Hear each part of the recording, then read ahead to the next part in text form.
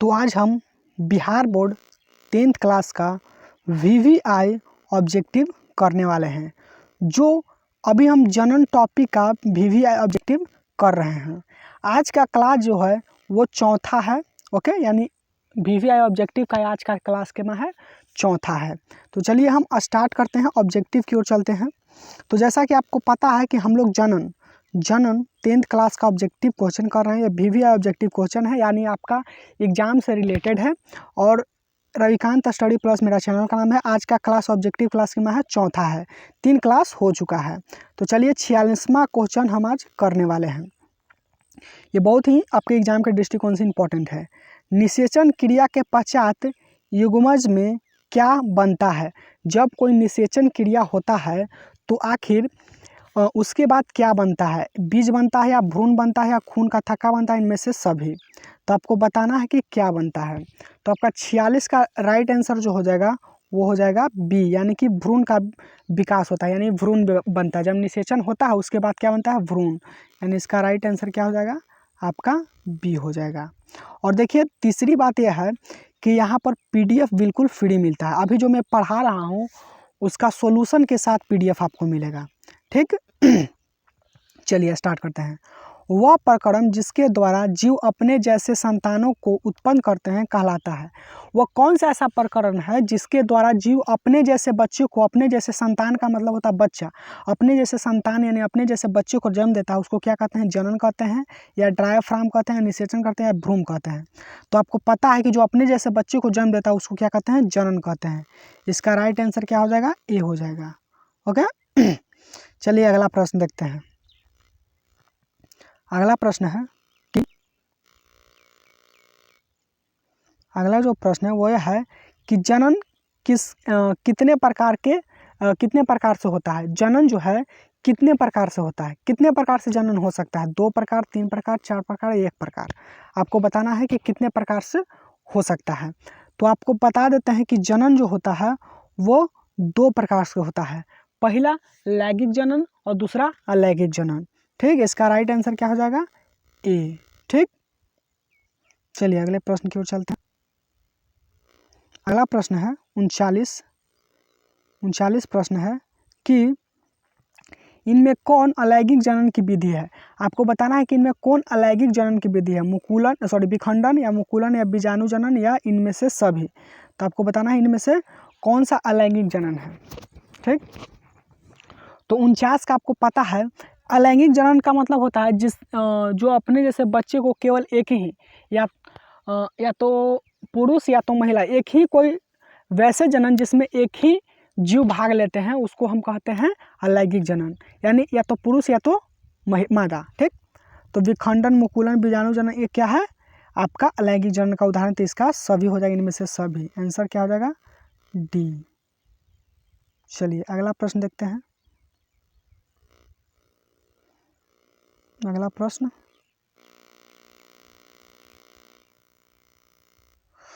प्रश्न है कि किस प्रकार के जनन में जनक के शरीर से कैका निकलती है? तो इजी है यार, मुकुलन से, विखंडन से, अपघटन से, बीजाणु जनन से। तो इसका जो राइट आंसर हो जाएगा वो हो जाएगा मुकुलन, यानी कि ए इज अ करेक्ट आंसर। जनक के शरीर से क्या निकलते हैं? कलिका निकलती है। ठीक, जनक का मतलब जो बच्चे को जन्म दे रहा है उसको जनक कहते हैं। जैसे कि हमारा जन्म हुआ तो जनक कौन हुए? हमारे मम्मी पापा जनक हुए। ठीक, समझ में आ रहा है ना? अगला देखते हैं प्रश्न।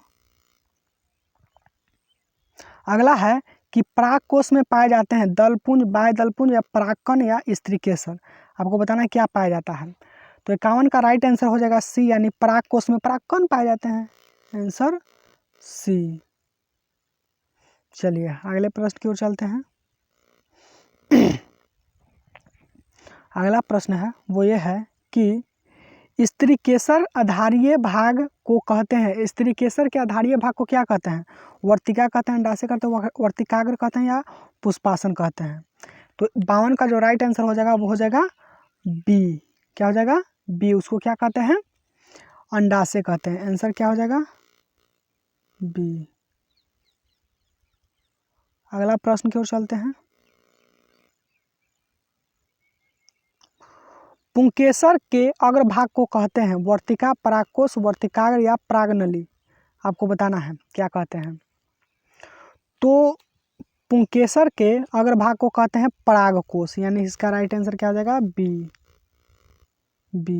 ठीक।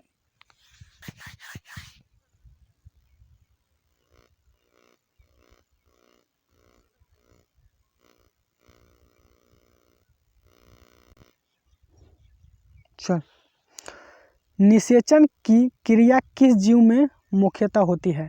निषेचन की जो क्रिया हो मुख्यतः कौन जीव में होता है। आपको बताना है कि अमीबा में, ईस्ट में, अपुष्पी एवं जंतुओं में इनमें से कोई नहीं। तो आपको पता है कि निषेचन जो होता है वो अक्सर कोई भी पुष्पी पौधा या जंतुओं में होता है। इसका राइट आंसर क्या हो जाएगा, इसका राइट आंसर हो जाएगा सी। ठीक, चलिए अगले प्रश्न देखते हैं। अगला जो प्रश्न है वो है कि निषेचन के फलस्वरूप अंडाशय की दीवार बनाती है, क्या बनाती है। निषेचन के फलस्वरूप अंडाशय की जो दीवार है क्या बनाती है, फूल बनाती है, फल बनाती है, या बीज बनाती है, या भ्रूण बनाती है। ये पुष्पी पौधे के बारे में बात किया जा रहा है, ऐसा नहीं कि मनुष्य के बारे में बात किया जा रहा है। ठीक, तो निषेचन के फलस्वरूप अंडाशय की दीवार बनाती है, क्या बनाती है आपको। तो इसका जो राइट आंसर हो जाएगा, इसका 54 का राइट आंसर हो जाएगा, सॉरी, निषेचन के फलस्वरूप अंडाशय की दीवारें बनाती है, अंडाशय की दीवारें बनाती है 55। इसको थोड़ा सा देखिएगा बढ़िया से, आंसर आपको कमेंट बॉक्स में इसको देना है 55 का। ठीक, 55 का आंसर देना।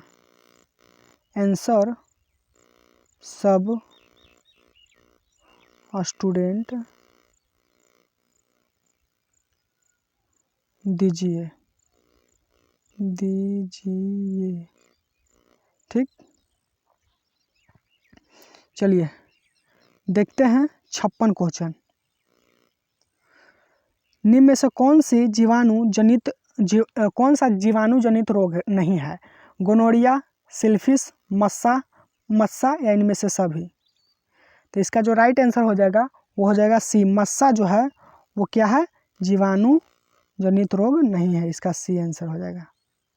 चलिए अगला प्रश्न देखते हैं। अगला प्रश्न जो है वो है कि निम्न में से कौन सा उभयलिंगी जंतु है। केंचुआ, कुत्ता, बिल्ली, बकरी, बताइए इनमें से कौन है। तो 57 का राइट आंसर जो हो जाएगा वो हो जाएगा ए, केचुआ। वो क्या है, उभयलिंगी जीव है। ठीक, चलिए अगले प्रश्न की ओर चलते हैं। अगला जो प्रश्न है कि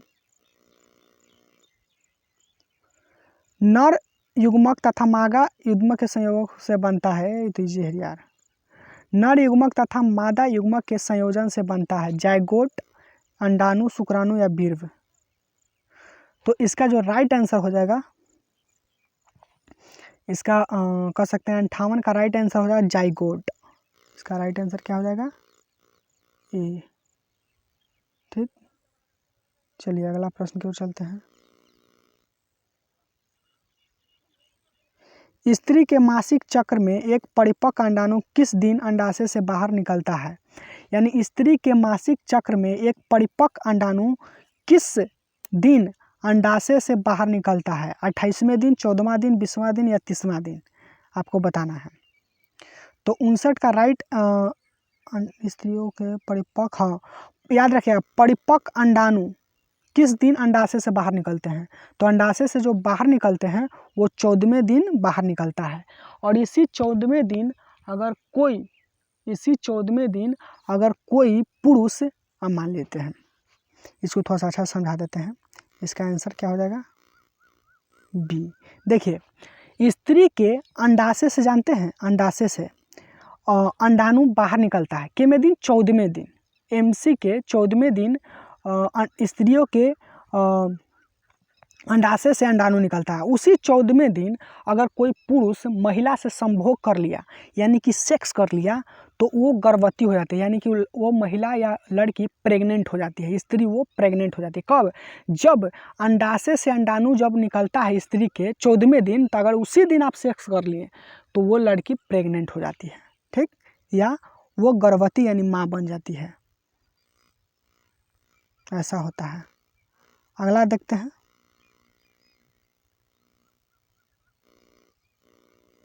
अगला जो है कि निम्नलिखित में कौन लैंगिक संचारित रोग नहीं है। वैसे जीव का नाम बताइए जो 2 व्यक्तियों से नहीं होता है, ठीक ना, ठीक ना। आपको बताना है कि वैसे रोग का जो लैंगिक जनन जैसे कि सेक्स से नहीं होता है। एड्स तो लैंगिक जनन से होता है, यानी 2 व्यक्ति आपस में सेक्स करते हैं। गिनोरिया बताइएगा, तो गिनोरिया भी होता है। सिफिलिस भी होता है, ये भी एक सेक्सुअल डिजीज़ है। और ये जो है टाइफाइड, ये तो बुखार है। टाइफाइड क्या है? बुखार है। तो ये थोड़ी है ना किसी के साथ, किसी को टाइफाइड हो ले तो उसके साथ आप संबंध बना लीजिएगा, सेक्स कर लीजिएगा तो आप, ऐसा नहीं है। लेकिन किसी को एड्स है, अभी एड्स है, अगर उस व्यक्ति के साथ आप सेक्स कर लिए तो आपको हो सकता है एड्स। गोनोरिया है तो भी हो सकता है, सिफिलिस है तो वो भी हो सकता है, ठीक। तो इसका राइट आंसर हो जाएगा डी। आंसर क्या हो जाएगा? डी, ठीक। अब देखिए दूसरी बात है कि आप पीडीएफ आपको कहीं नहीं जाना है, बिल्कुल सॉल्यूशन के साथ आपको पीडीएफ मिल जाएगा वीडियो के डिस्क्रिप्शन बॉक्स में। कहाँ मिल जाएगा? वीडियो के डिस्क्रिप्शन बॉक्स में लिखा है पीडीएफ लिंक, उस पर क्लिक कीजिएगा तो आपको मिल जाएगा पीडीएफ का लिंक, ठीक। तो आप कह सकते हैं कि आप डाउनलोड कीजिए और रिवीजन कीजिए। तो आज की वीडियो में इतना ही, तब तक के लिए धन्यवाद।